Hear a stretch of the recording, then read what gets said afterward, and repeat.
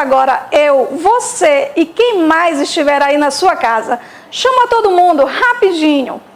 Não dá para perder um segundo no nosso programa. Olha, deixa eu trazer uma informação aqui. Vocês sabiam que na maioria das agrovilas, onde existem as escolas municipais, as equipes de professores, coordenadores, gestores têm se aventurado a ir na casa dos estudantes, levar as atividades novas e recolher as antigas? É isso aí. Tem gente que foi de carro e até de bicicleta. Pelas fotos, a gente via a alegria dos estudantes ao encontrar seus professores. São outras formas de levar o conhecimento até vocês. Parabéns, professores, parabéns às equipes. E por falar em professores, vamos iniciar nossas aulas. E vem aprender junto com a gente.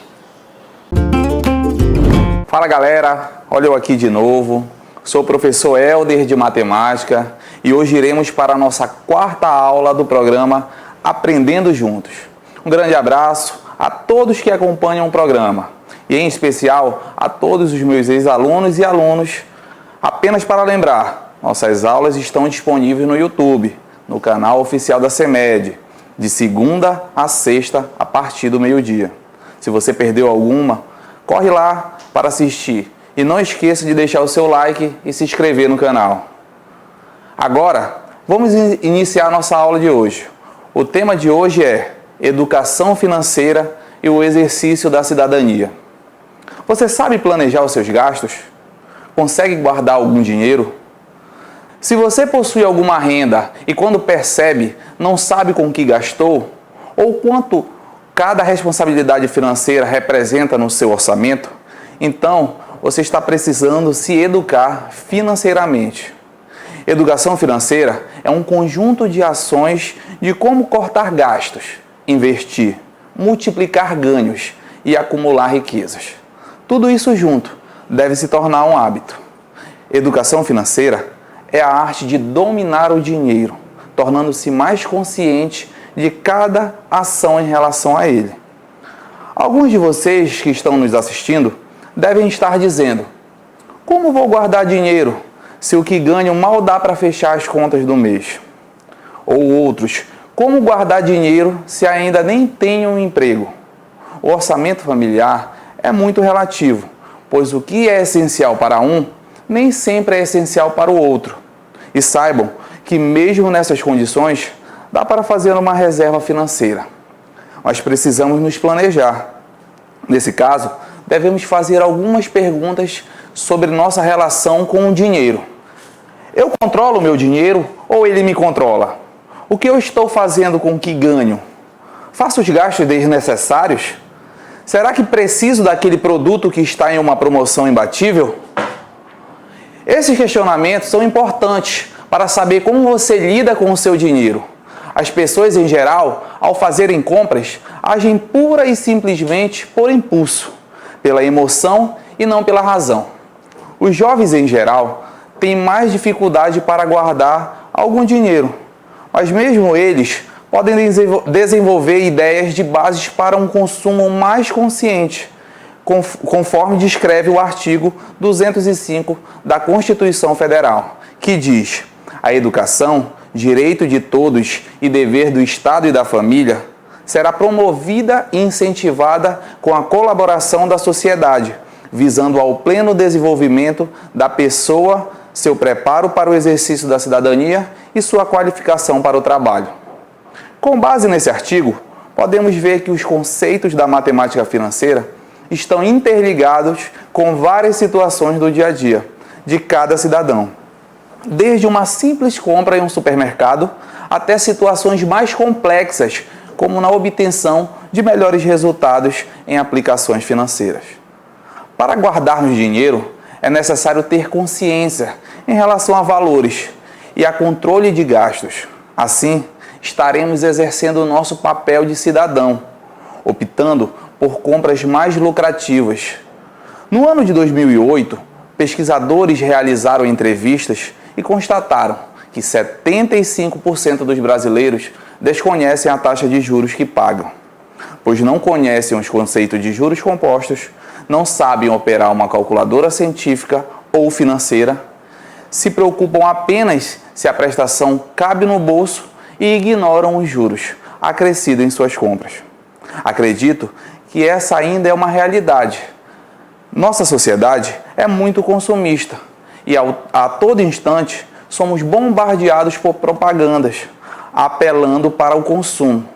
A cada dia são lançados novos produtos, muitas vezes com pequenas alterações em relação a modelos anteriores, tão somente para estimular a substituição.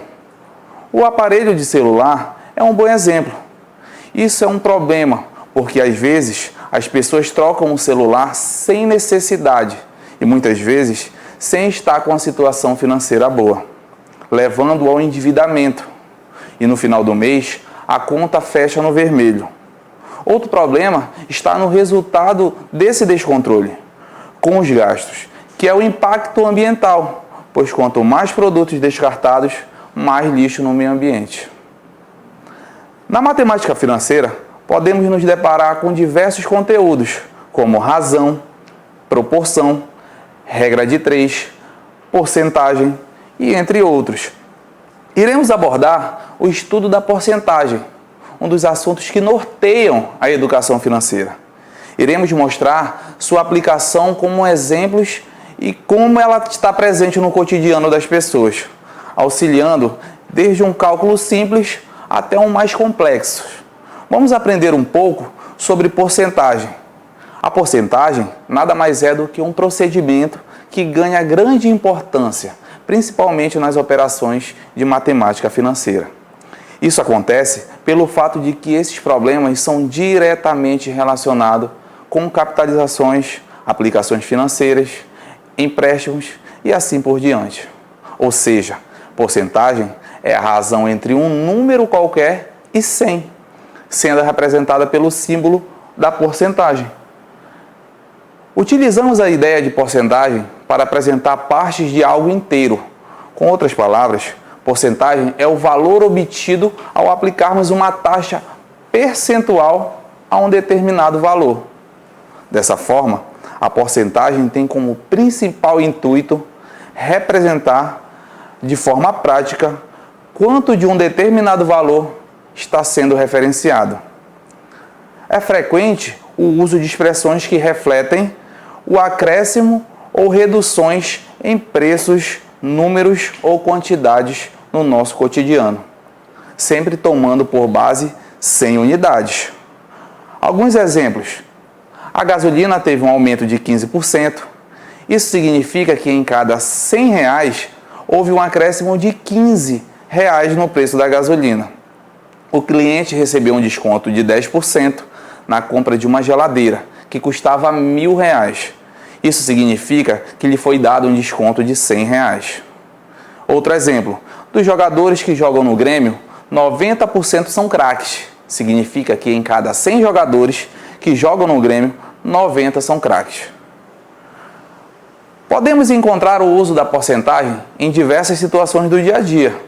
Exemplos, diversas promoções que o comércio faz durante o ano, como Black Friday, Semana do Desconto, até em datas comemorativas, como Dia das Mães, Dia dos Pais, Natal e entre outras.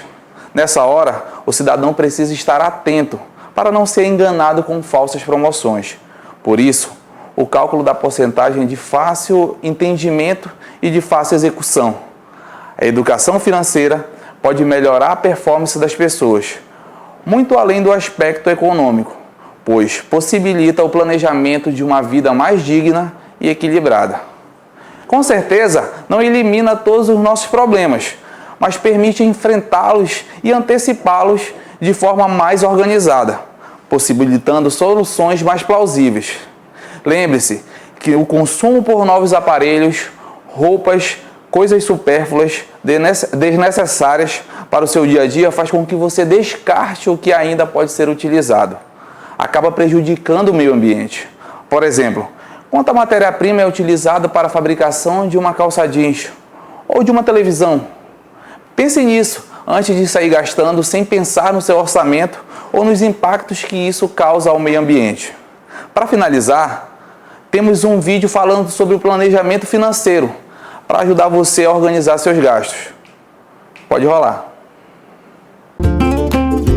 Planejamento financeiro é ponto para você. Dinheiro no bolso é bom demais, não é mesmo? Também é verdade que ele foi feito para ser gasto e ajuda a aproveitar a vida. Mas não adianta nada usar o dinheiro sem nenhum controle se no final do mês você vai se culpar por ter gastado mais do que poderia.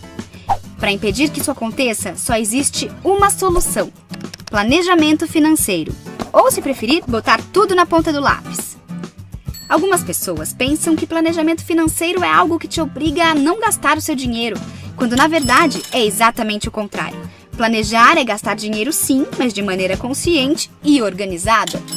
Desse jeito, você vai conseguir descobrir quais gastos na sua vida estão sendo excessivos e quais hábitos de consumo você precisa mudar.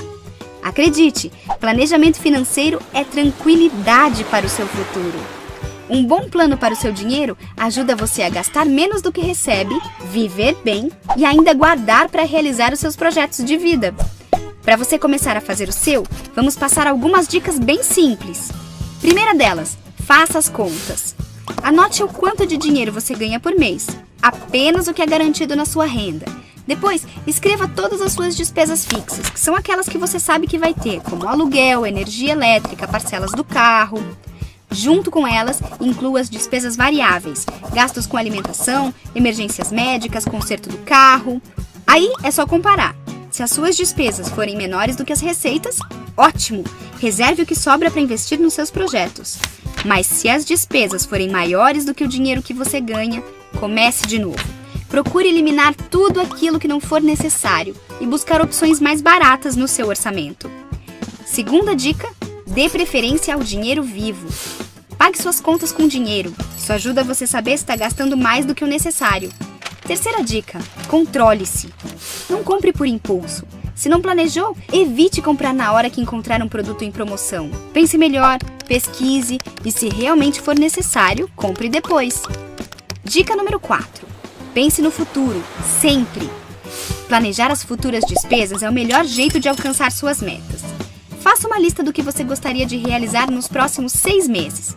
Pesquise o valor necessário de acordo com o tempo que falta e calcule o quanto você precisa guardar todo mês até alcançar o valor total.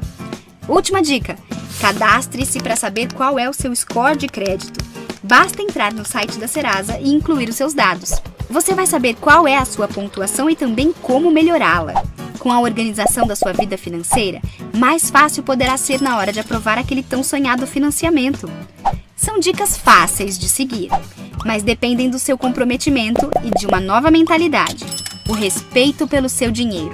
Sem estresse, sem dívidas negativadas, com mais crédito no mercado e, claro, muito mais perto de tudo aquilo que você sempre quis. Gostaram do vídeo? Perceberam quanto é importante a educação financeira? Portanto, gente, depois dessa aula, vamos começar a valorizar mais o nosso dinheiro e não cair mais naquelas promoções ilusórias. Espero que tenham gostado da nossa aula. Espero ter contribuído para o entendimento do assunto da porcentagem.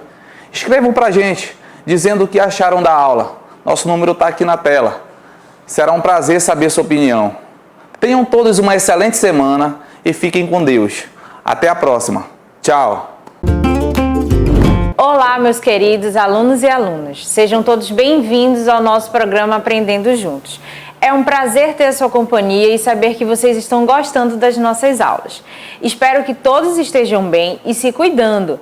Não se esqueçam de usar máscaras ao sair de casa. Ela é muito importante para a sua proteção. Para os alunos que ainda não me conhecem, sou a professora Nayana Dias e estou representando os professores de História aqui no programa.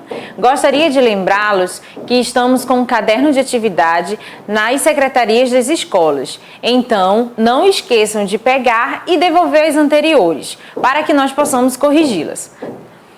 Hoje a nossa aula é sobre a formação da Constituição Brasileira. Você sabe o que é isso? A Constituição é um conjunto de regras de governo que às vezes podem ser codificadas como um documento escrito, que enumera, limita os poderes e funções de uma entidade política, no caso os países, O termo refere-se especificamente a uma Constituição que define a política fundamental dos princípios políticos e estabelece a estrutura, procedimentos e os poderes e direitos de um governo. Estudar a história das constituições do Brasil é de grande importância para a sociedade, pois permite-nos compreender os principais conteúdos da nossa história do período em que cada uma das constituições estava em vigor, além de perceber a influência que teve na economia do país, na sociedade e na política. Ao longo da história do Brasil, tivemos 7 constituições. Algumas foram promulgadas e outras foram outorgadas. Mas, professor, o que significa isso? As constituições promulgadas são consideradas mais democráticas, porque têm uma participação do povo, através de seus representantes. Já a Constituição outorgada são as que foram impostas pelo governo. Veremos exemplos mais adiante. Devemos lembrar que a nossa Constituição é apenas um texto e para a construção de uma sociedade mais justa e digna vai depender da nossa participação enquanto homens e mulheres, em busca de uma verdadeira cidadania. Vamos analisar essas constituições? Começamos com a Constituição de 1824, no Brasil Império. Apoiada pelo Partido Português, constituído por comerciantes ricos e portugueses, os altos funcionários públicos de Dom Pedro I dissolveu a Assembleia Constituinte em 1823 e impôs o seu próprio projeto, que se tornou a primeira Constituição do Brasil. Apesar de ser aprovada por algumas câmaras municipais da confiança de Dom Pedro I, essa carta, datada em 25 de março de 1824 e contendo 179 artigos, é considerada pelos historiadores como uma imposição do imperador. Entre as principais medidas dessa Constituição, destaca-se o fortalecimento do poder pessoal do imperador, com a criação do poder moderador, que estava acima de todos os poderes executivos, legislativos e judiciário. As províncias passaram a ser governadas por presidentes nomeados pelo imperador, e as eleições eram indiretas e censitárias. O direito ao voto era concedido somente aos homens livres e proprietários, de acordo com seu nível de renda, fixado na quantia líquida anual de 100 mil réis por bens de raiz, indústria, comércio ou empregos. Para ser eleitor, o cidadão também tinha que comprovar a renda mínima, proporcional ao cargo pretendido. Essa foi a Constituição com uma duração mais longa na história do país, no total de 65 anos. Algumas características dela era que a monarquia era uma forma de governo de caráter hereditário, a religião católica era a religião oficial da época, além dos 3 poderes, executivo, judiciário e legislativo.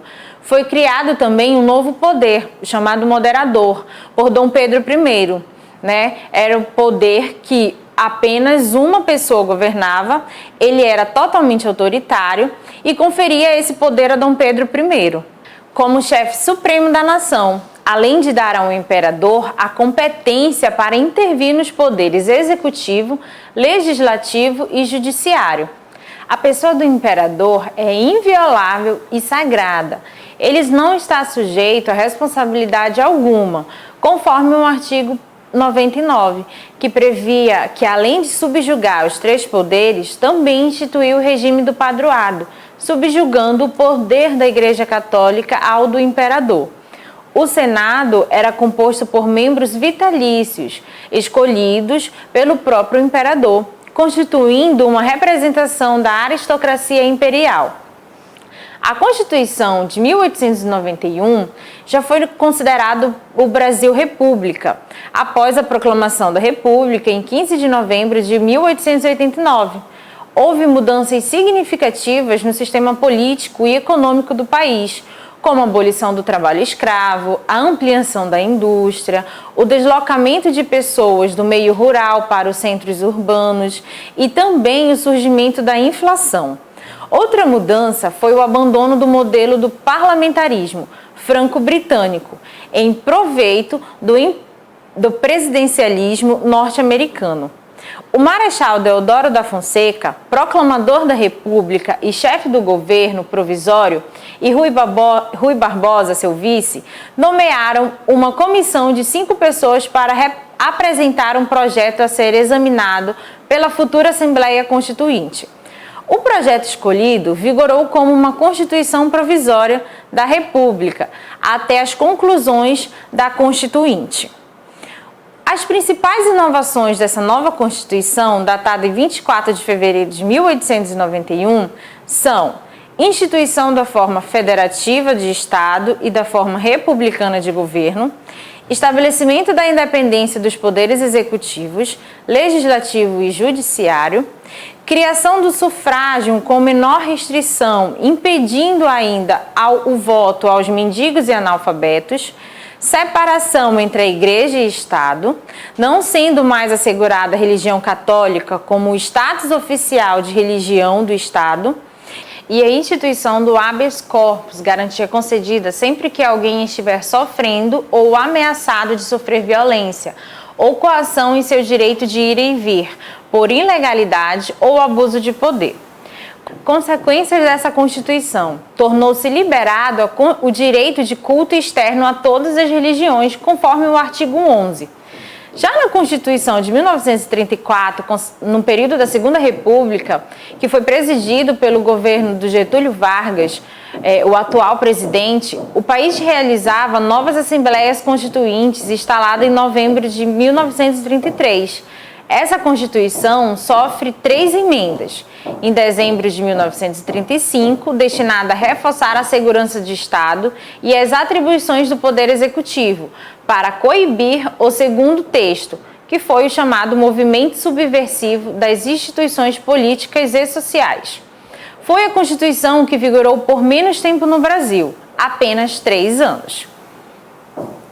Características. Determinou-se a proibição de diferenças de salário entre o mesmo trabalhador por motivos de idade, sexo, nacionalidade ou estado civil.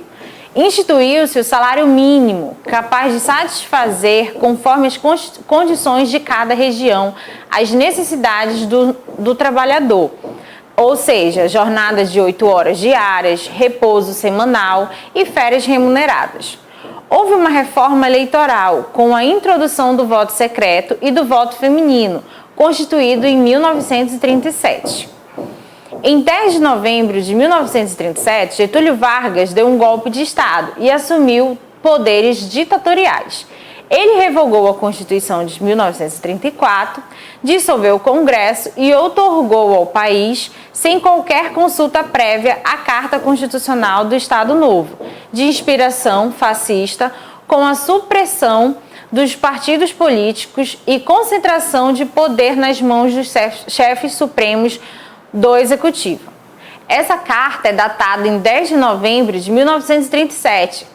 Algumas características desse período é que foi determinado em todo o Brasil estado de emergência, que perdurou durante todo o Estado Novo, segundo o artigo 178. Os parlamentos foram fechados e as eleições suspensas. O chefe de Estado exercia função legislativa por intermédio das leis constitucionais e por decretos-leis. A Constituição de 1946, datada em 18 de setembro de 1946, retomou uma linha democrática de 1934 e foi promulgada de forma legal, pois as deliberações dos congressos recém-eleitos, que assumiu as tarefas da Assembleia Nacional Constituinte. Entre as medidas datadas estão o restabelecimento dos direitos individuais, o fim da censura e da pena de morte. A Carta também devolveu a independência do Executivo, Legislativo e Judiciário e restabeleceu o equilíbrio entre os 3 poderes, além de dar autonomia ao Estado e município. Outra medida foi a instituição de eleição direta para o presidente da República, como um mandato de 5 anos. A Constituição de 1967 tinha um contexto predominantemente nessa época de um contexto autoritário. Era uma política da chamada segurança nacional, que visava combater inimigos internos ao regime, rotulados de subversivos. Instalado em 1964, o regime militar conservou o Congresso Nacional, mas dominava e controlava o Legislativo. Dessa forma, o Executivo encaminhou ao Congresso uma proposta de Constituição, que foi aprovada pelos parlamentares e promulgada no dia 24 de janeiro de 1967. Essa Constituição foi emendada por sucessivas expedições de atos institucionais, UAIs ou AIs, que serviram de mecanismo de legislação e legitimação das ações políticas dos militares, dando a eles poderes extras constitucionais. De 1964 a 69, foram decretados 17 atos institucionais, regulamentados por 104 atos complementares. Desses atos, o AI-5, de 13 de dezembro, foi um instrumento que deu ao regime poderes absolutos e cuja primeira consequência foi o fechamento do Congresso Nacional, por quase um ano, e o recesso dos mandatos de senadores, deputados e vereadores.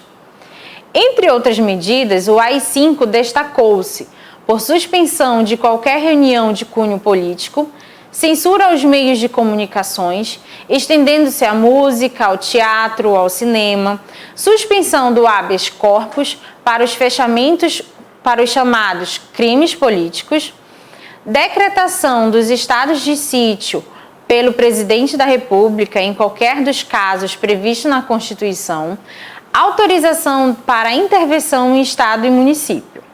Dentre todas as constituições, essa foi a mais severa, trazendo várias mortes, prisões, violências, exílios. Finalizamos com a última Constituição, a de 1988, onde o texto passa por uma reforma para expressar a realidade social pela qual o país passava, em um processo de redemocratização, após o término da ditadura militar.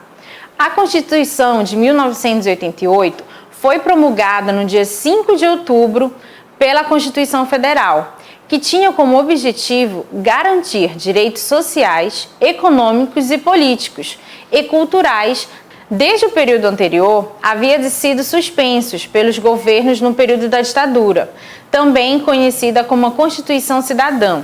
Ela foi a 7ª na história do Brasil, desde que ela passou pela independência e foi elaborada por 558 constituintes durante um período de 20 meses. Considerada como a mais completa dentre todas as já existentes, ela recebeu algumas críticas com um número infinito de artigos que, de certa forma, deixavam algumas brechas. Outra coisa importante de citar é que foi ela quem, de fato, trouxe novamente o povo ao jogo político, deixando que eles participassem das decisões dos órgãos de Estado. Para que ela fosse finalizada, ela sofreu 7 emendas e mais 6 emendas de revisão, sendo assim a que mais passou por esse processo de construção na história da Constituição brasileira. Ela possui 245 artigos, que se dividem em 9 títulos. A Constituição de 88 apresenta uma série de mudanças. Entre as principais conquistas trazidas para os cidadãos estão o direito ao voto para os analfabetos, restabelecimento das eleições diretas para o presidente da República, governadores de estados e prefeitos municipais, o fim da censura aos meios de comunicação. Ela representa um marco na história do Brasil, uma vez que foi construída sobre o eixo dos princípios dos direitos humanos e a partir dos quais se definem as responsabilidades de Estado. Incorpora um significativo avanço no direito da mulher e da aprovação de uma lei específica contra a violência doméstica, a Lei Maria da Penha.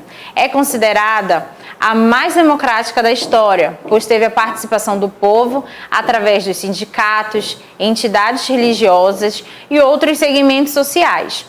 Outra significativa mudança foi com a relação às práticas do racismo, que passou a ser um crime inafiançável, como uma pena de reclusão. A cultura indígena foi reconhecida e houve definição do direito à terra, reservadas aos povos indígenas. A preocupação com a diversidade em que as classes trabalhadoras, as etnias, as mulheres, as crianças, enfim, os ventos do direito da liberdade passaram a soprar por todos. Bem, queridos, espero que todos tenham gostado da aula e não se esqueçam que todos temos os mesmos direitos garantidos pela nossa Constituição. Um forte abraço e se cuidem! O assunto de hoje fez você pensar um pouco mais aí no seu dia a dia? Deu para perceber que a educação financeira contribui para o exercício da cidadania? O que você pensa sobre isso? E além disso, aprendemos como se deu a formação da nossa Constituição brasileira, a lei maior do nosso país. Foi muita informação, não é mesmo? Vamos ficando por aqui e amanhã tem mais. Um forte abraço!